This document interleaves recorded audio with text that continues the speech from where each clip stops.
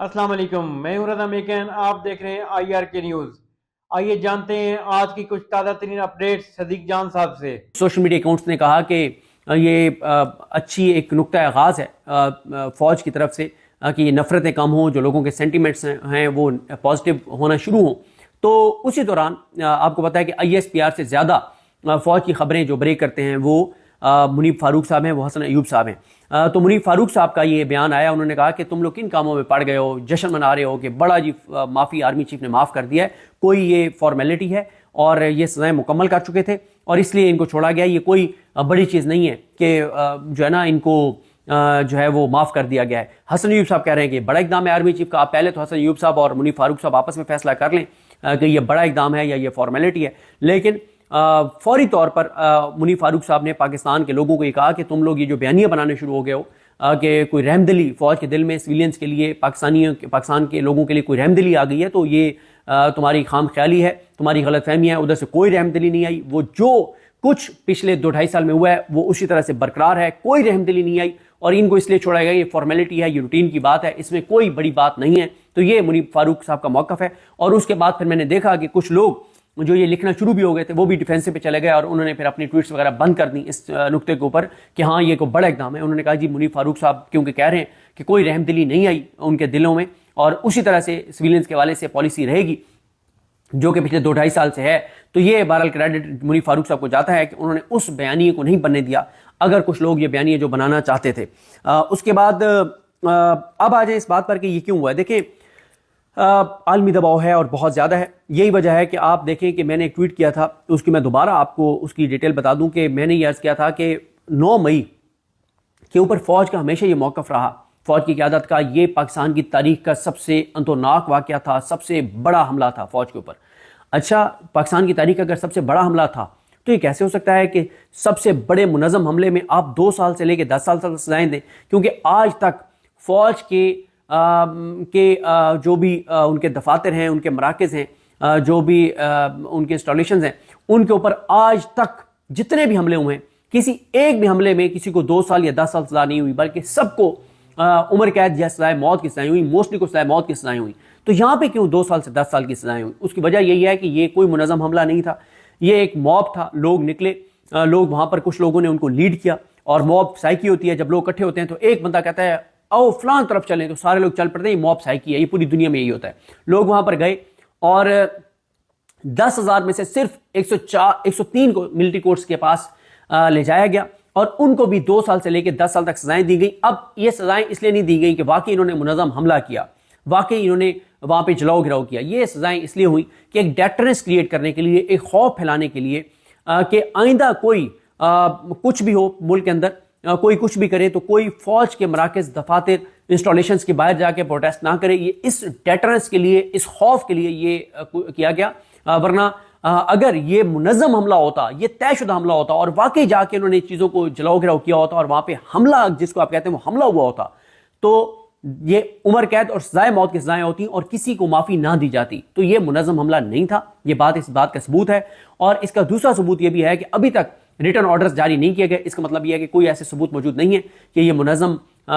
हमले थे और तयशुदा मंसूबे के तहत हमले थे। ये सिविलियंस थे, पुरअमन लोग थे, प्रोटेस्ट करने के लिए वहाँ चले गए और जब प्रोटेस्ट करने गए तो कुछ लोगों ने लीड किया, कुछ लोगों को अंदर लेकर गए, लेकिन ना तो इनमें से किसी ने कोई आग लगाता हुआ, किसी की अभी तक कोई चीज़ सामने नहीं है, किसी के हाथ में कोई असला नहीं था, कोई वेपन नहीं था। तो इसलिए ये जो 103 लोगों को, सिविलियंस को मिलिट्री कोर्ट्स में ले जाया गया था, ये डेटरेंस के लिए था कि वरना जितने लोग वहाँ पर बाहर गए थे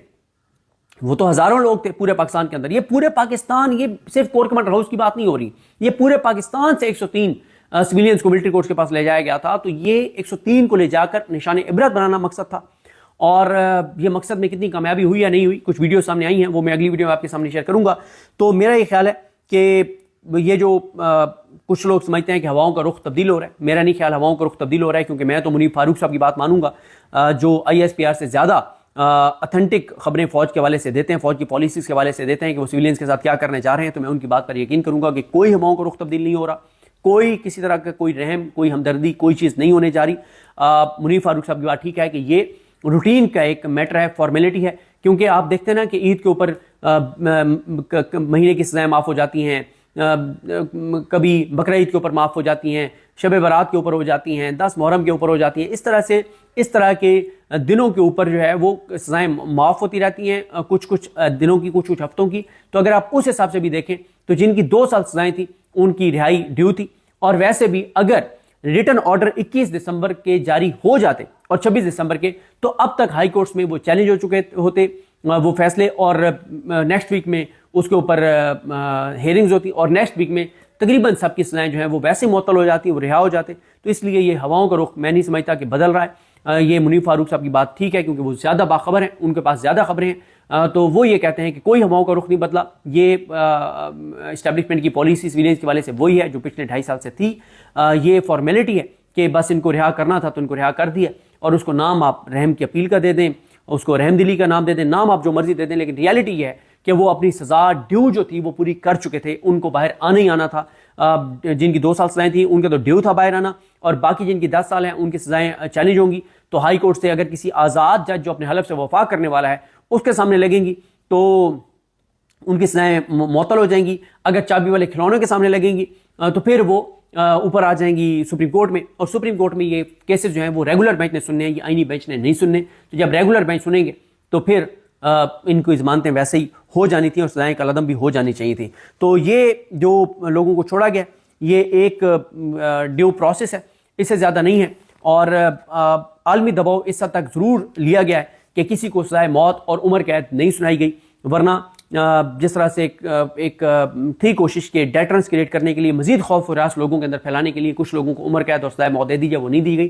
عالمی دباؤ بھی اس میں کسی حد تک ہے، لیکن اس سے زیادہ یہ جو آج والا فیصلہ ہے یہ ایک روٹین کی کارروائی ہے، اس کو کوئی بہت زیادہ آپ یہ مت لیں کہ ہواؤں کا رخ بدل رہا ہے یا یہ ہو جائے گا وہ ہو جائے گا، کچھ ایسا ابھی تک ہوتا ہوا نظر نہیں آ رہا۔ اور زیادہ جو ہے وہ میٹر کرتا ہے کہ انٹرنیشنل دباؤ پاکستان کے اوپر کتنا آتا ہے، پاکستان وہی دباؤ لے گا، پاکستان کے اندر کچھ نہیں بچا، نہ پرامن احتجاج کا رستہ بچا ہے 26 نومبر کے بعد، نہ عدالتیں پاکستان کے اندر ایگزسٹ کرتی ہیں، اور یا فریدی صاحب بیٹھے ہیں لیکن کون سا کوئی ایک فیصلہ ان کا بتا دیں جس سے پاکستانی کو کوئی فائدہ ہوا ہو۔ آئینی بینچ جو کچھ کر رہا ہے وہ آپ کے سامنے ہے، لاہوری کورٹ علی نیلم صاحبہ کے فیصلے آپ کے سامنے ہیں، عامر فاروق صاحب کے فیصلے آپ کے سامنے ہیں۔ تو 2 ہی چیزیں آگے میٹر کرتی ہیں، ایک انٹرنیشنل دباؤ، کیونکہ پاکستان ہمیشہ انٹرنیشنل دباؤ ہی لیتا ہے، ہم اپنے 25 کروڑ لوگوں کی آواز نہیں سنتے، اور دوسرا یہ ہے کہ اگر عمران خان مارچ کے بعد ایک اور مارچ کی کال دے دیتے ہیں تو وہ ایک ہوگا اس نظام کے لیے تھریٹننگ ہوگا، اس کے علاوہ تو اس نظام کے لیے کچھ بھی تھریٹننگ نہیں ہے، کوئی پریشانی نہیں ہے، کیونکہ عدالتیں اس نظام کے ساتھ ہیں اور آئینی بینچ اس نظام کے ساتھ ہے۔ اور ہاں، جاتے جاتے میں یہ ضرور کہوں کہ یہ ایک طرح سے آئینی بینچ کو تو کنٹمپٹ پروسیڈنگ کرنی چاہیے کہ ہم نے کہا ہے کہ سزائیں دیں اور آپ معاف کریں لوگوں کو، تو آئینی بینچ کو تو چاہیے امین الدین خان صاحب کو، جمال خان مندوخیل، محمد علی مظہر صاحب، شاہد بلال حسن صاحب، اور مسرت ہلالی صاحبہ، اور نعیم اختر افغان صاحب، اور ان ساروں کو میرا خیال ہے کہ کنٹمپٹ پروسیڈنگ شروع کرنی چاہیے کہ ہم نے کہا ہے کہ سزائیں دو اور تم لوگ سویلینز کو معاف کرتے پھر رہے ہو۔ تو بہرحال یہ آئینی بینچ کے لیے ایک سیٹ بیک ہے کہ وہ چاہتے تھے کہ سویلینز کو سزائیں ہوں اور ادھر سویلینز کو رہا کیا جا رہا ہے۔ تو ناظرین یہ تھی اہم اپڈیٹس جو آپ نے جانی صدیق جان کی زبانی۔ تو ناظرین جڑے رہیے مزید اپڈیٹس کے لیے ہمارے چینل کے ساتھ، اپنا اور اس چینل کا خیال رکھیے گا۔ اسی کے ساتھ اپنے میزبان رضا میکن کو اجازت دیجیے، اللہ حافظ۔